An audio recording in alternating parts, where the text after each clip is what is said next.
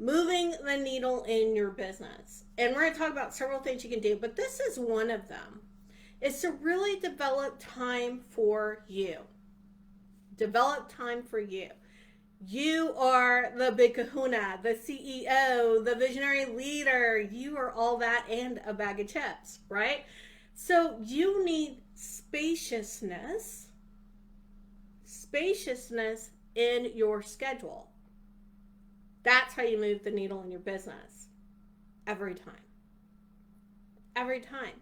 You need spaciousness in your schedule. So what do you do with all this spaciousness? You get to think. You get to innovate. New ideas come in. You have a clearer vision and a different way of seeing things so that you can get to what's going to help you the most. But you get that with spaciousness in your schedule. All right, so to that ease in Monday. So what I start to do, because I used to have a bunch of stuff I would do on Mondays. So I thought, well, what is the thing that would actually move the needle in my business the most that I really needed to do on Mondays? What would actually help me? What would support me? And I realized the most supportive thing I could do for myself, for my business, for my employees, was to meet with them on Mondays. So we all have this beautiful, clear picture of the week ahead. And the reason I didn't do, and that became what I did on Mondays, right? I would actually only meet with my employees on Monday. I wouldn't book in any other calls. I actually would avoid doing anything personally on Mondays. So no doctor's appointments or anything like that. It was just really focused on my employees and their needs, and the needs of the business. So business meeting went to Mondays. And I don't know about you, but this is definitely true of me. It's true of most of my clients. After a meeting where everyone is together, after a general business meeting, what you find is you have a list of things to do, right? There's always some executables that happen after the meeting, ways that you need to get back with people, what have you.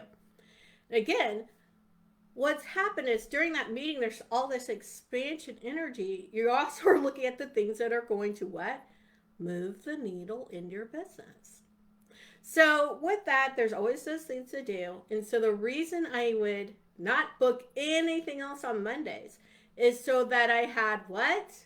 The spaciousness, the space to do the things that came up in the meeting, or at least figure out where they needed to go.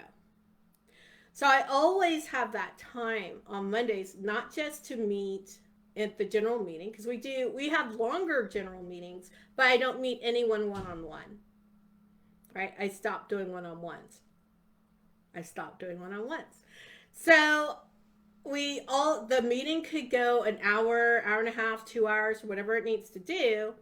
But then I still have time to whatever my takeaways from the meeting that I need to get handled. That's my Monday. That's my ease in Monday. In a nutshell. It's just taking care of business.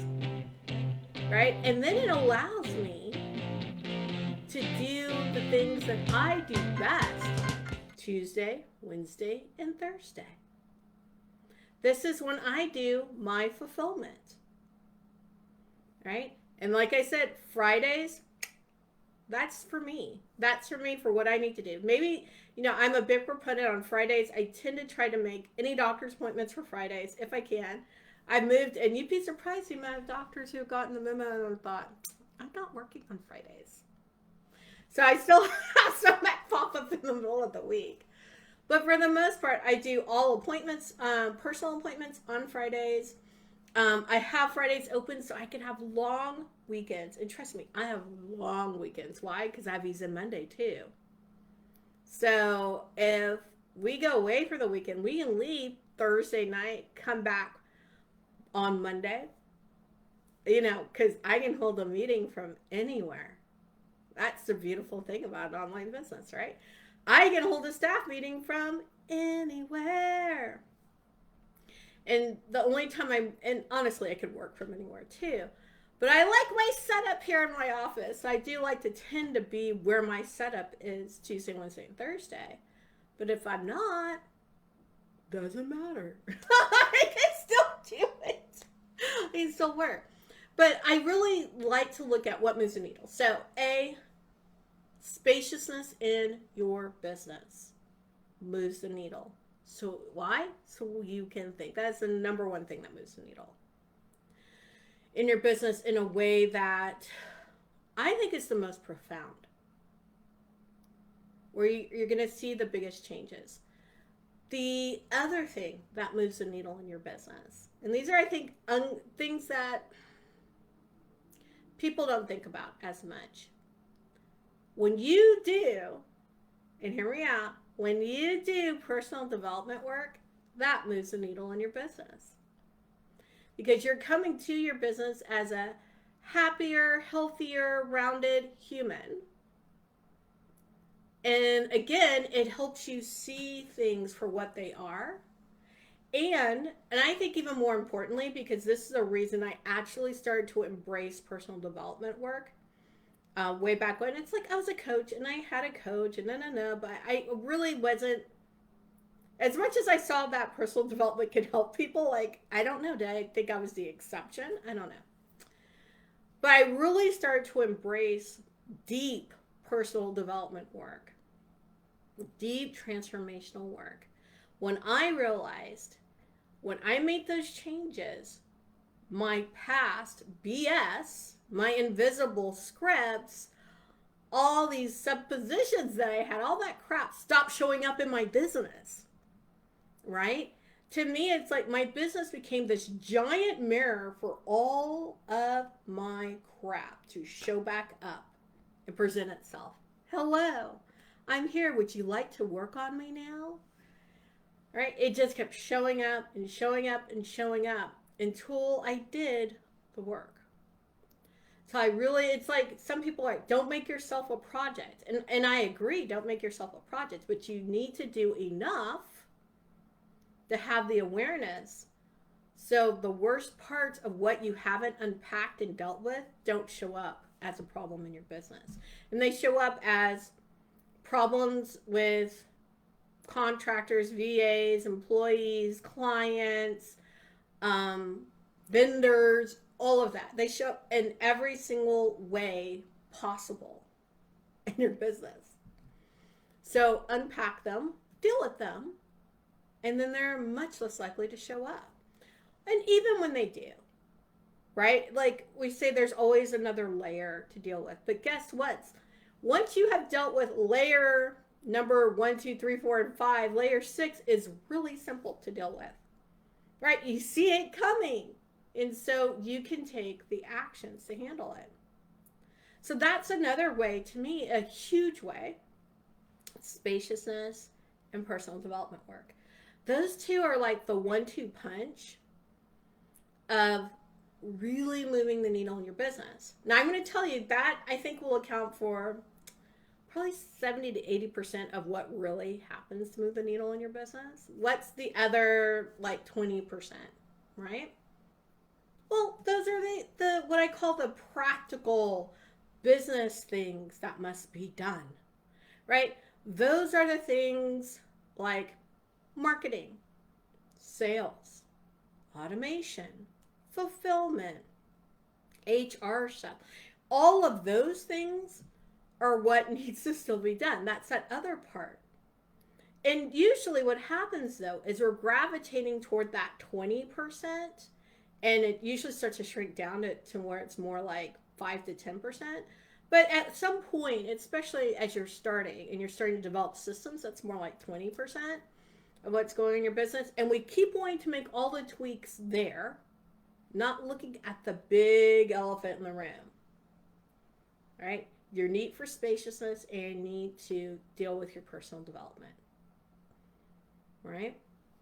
So I'm so fortunate in that, yeah, I have a lot of experience coaching and consulting, which means I'm going to deal with your personal development stuff.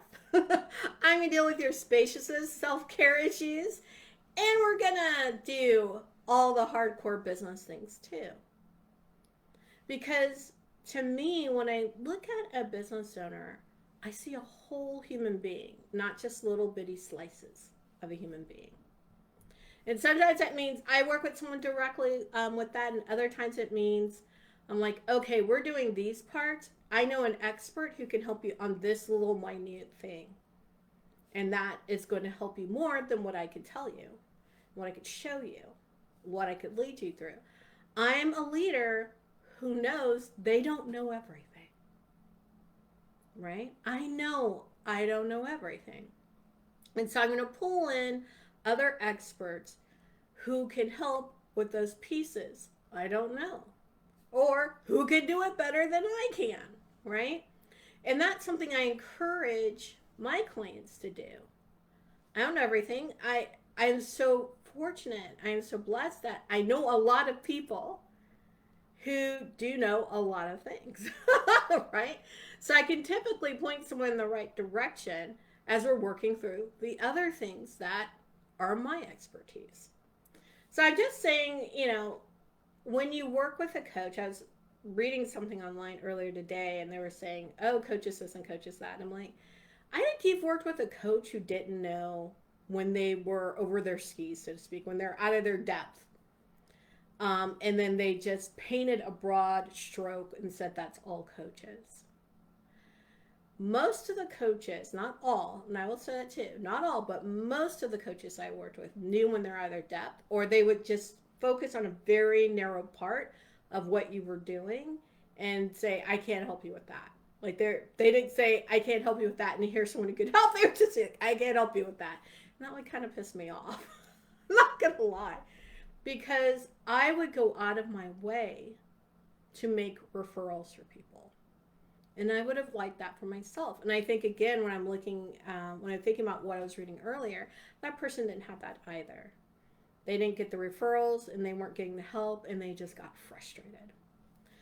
So if there's one thing I can say, and my clients could attest to, I will get you the help. I will point you in the right direction if it is out of my scope. Because I want to make sure you're being cared for by someone who cares as deeply as I do. So that was a tangent, and I guess it needed to be there because it came through, right? But just to go back over this. So when we talk about moving the needle in your business, don't get so fixated on that 5 to 20% of the hardcore business stuff and negate the 80%, 90% of what needs to be handled so you can see the kind of growth you want. Maybe that growth is exponential, whether it's growth of money and impact, both, whatever it is, but whatever kind of growth that you're looking for, I can almost guarantee it has a lot more to do with that 80 to 90% personal development and having spaciousness than it does with the hardcore business stuff, right? Because spaciousness and personal development are what actually moves the needle in your business. And Soulful Resets, this time it's really around, or I'm focusing it a little bit more on getting your nights, weekends back because hello. And also, when you get those nights, weekends, and holidays back, when you reclaim your time from there, you find that you love your business and you love your life because you're starting to live one again.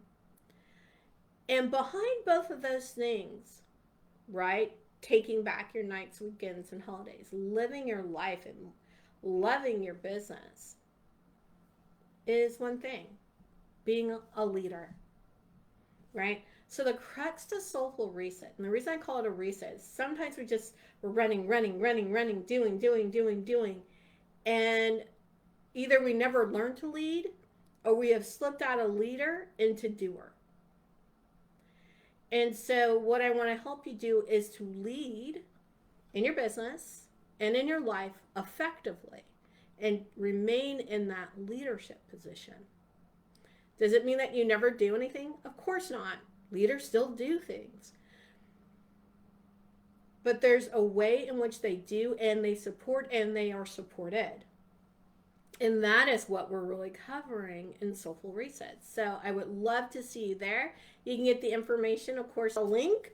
So either way, get yourself over there. I would book as soon as possible because we like to send things in the mail before the event.